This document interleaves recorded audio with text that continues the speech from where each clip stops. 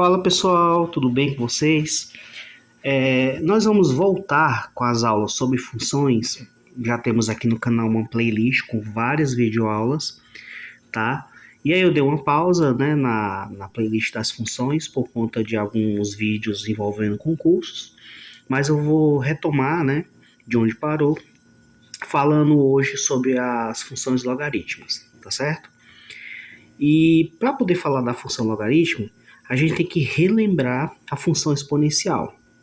O que era a função exponencial? Ela, bom, ela tinha um formato, né? Qual que era o formato da função exponencial? O formato dela é que eu tinha a função f de x igual a um valor a elevado a x. Ou seja, a minha variável, ela era no expoente, certo? Então, qual que é a relação da função exponencial com a função logarítmica? Bom, a função logarítmica ela é definida por ser a inversa da exponencial. Ou seja, na função logarítmica, como é que essa função vai ficar? Eu vou chamar aqui função g de x igual ao logaritmo de x na base a. Certo? Eu vou já definir o que é logaritmo para você entender. Aqui a ideia é apenas mostrar que a função exponencial e a função logarítmica são operações inversas uma da outra. Ou seja, na definição de logaritmo, a gente sabe, por exemplo, se eu tenho log de x na base a. Eu vou primeiramente enumerar o nome desses termos, né? Esse azinho aqui, pequeno, ele se chama base, ou seja, o número que vai vir aqui embaixo vai ser chamado de base. Esse x, que é o número que está aqui dentro, é o logaritmando. Logaritmando. Letra feia, mas dá para entender, né? E o resultado disso será o logaritmo. Ok? Então, não, apagar aqui. Então, o que a gente pode entender disso aqui? O resultado dessa expressão vai gerar um outro valor, que eu vou chamar de y, em que a base a elevada ao expoente y resultará em x. Ou seja, em outras palavras, eu estou dizendo que o logaritmo será a elevado ao expoente y resultará em x. Então, essa é a definição de logaritmo. E eu vou dar aqui alguns exemplos para você, para a gente poder entender a relação desses dois tipos de funções, certo? Então, vamos descer um pouquinho aqui e vamos colocar alguns exemplos numéricos, né? Vamos supor que eu tenha a função f de x, função exponencial, tá? 2 elevado a x.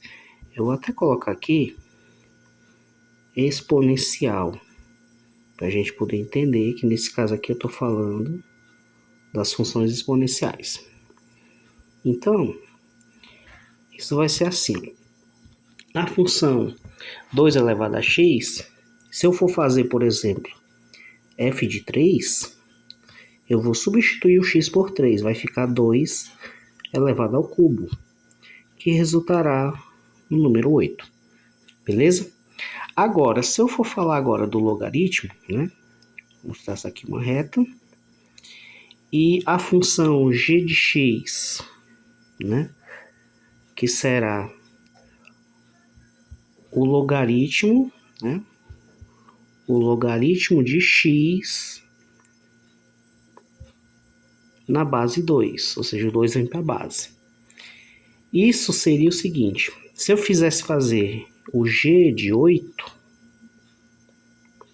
o que isso ia acontecer? Seria o logaritmo na base 2 de 8. Ou seja, o resultado desse logaritmo será 3. Porque, pela definição do logaritmo, 2 elevado ao expoente 3 resultará em 8. Então, a gente observa o seguinte, que no primeiro momento dessa função exponencial, qual que é a minha coordenada? A coordenada aqui x é 3 e a coordenada y é 8. E nesse caso, o x foi 8 e o y foi o 3. Então, o que a gente observa disso? A troca de posições, né? O x da exponencial, ele vira o y do logaritmo, e vice-versa, porque são funções inversas, tá? Vamos colocar mais um exemplo, para ficar bem claro para você. Próximo exemplo, eu vou fazer... fazer de preto.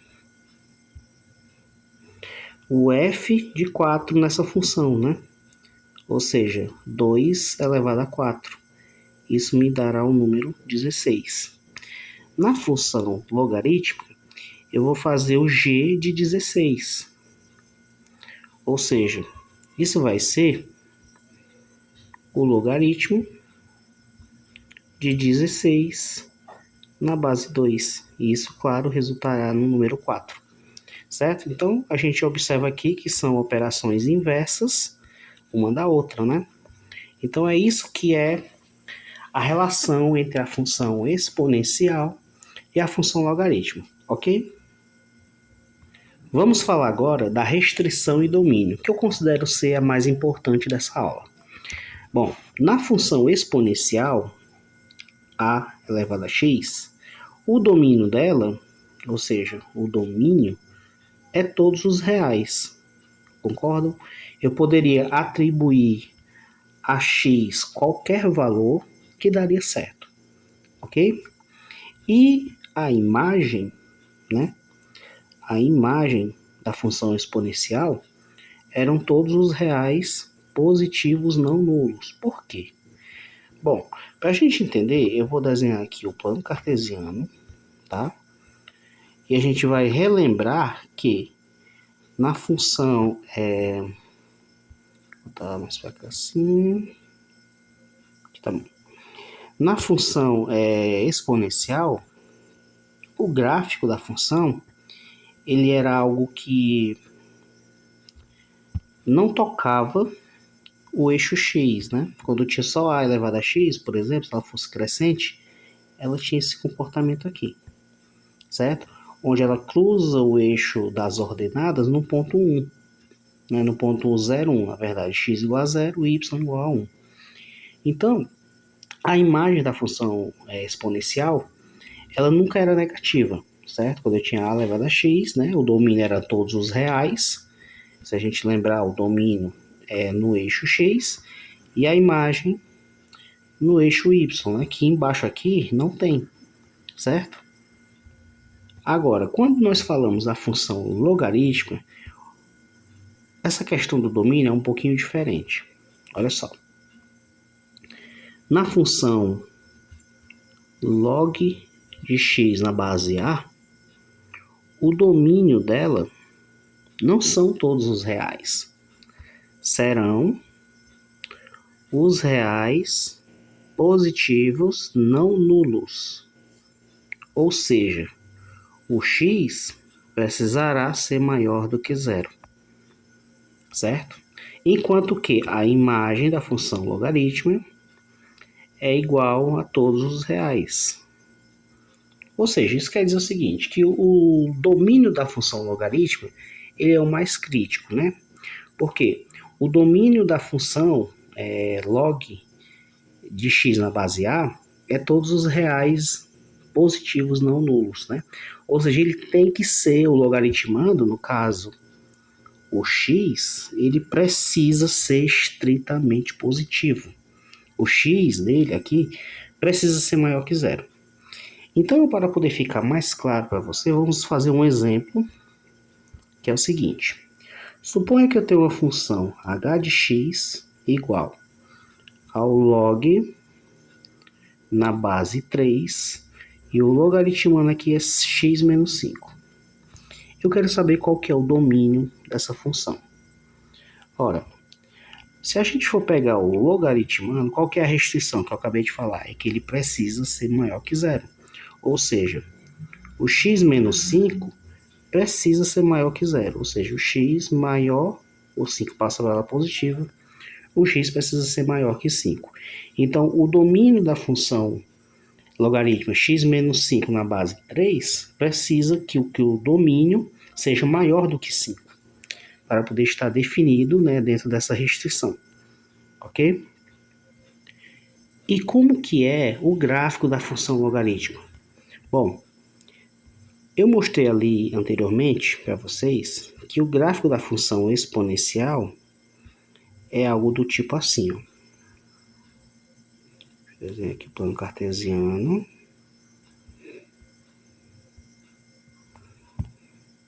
E aí eu vou desenhar novamente.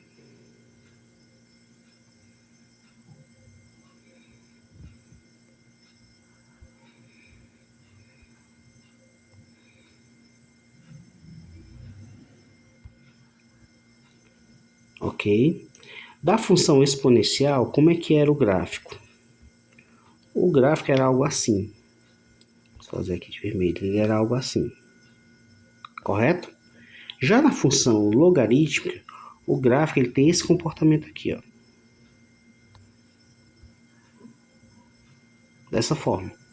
Ou seja, ele não toca o eixo y, até porque o domínio aqui no x não está definido para a função logarítmica, e ele cruza aqui o eixo x no valor 1, né? No valor 1, x igual a 1, y igual a 0.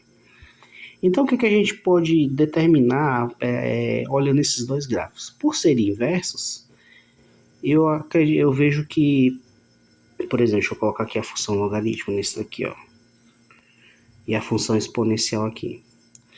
Você observa que ele está simétrico, né? A bissetriz dos quadrantes ímpares. O que é isso? A bissetriz é isso aqui, gente, ó. Deixa eu fazer aqui de azul. É a reta que cruza a origem, né? Deixa eu dar uma arrumada aqui nela.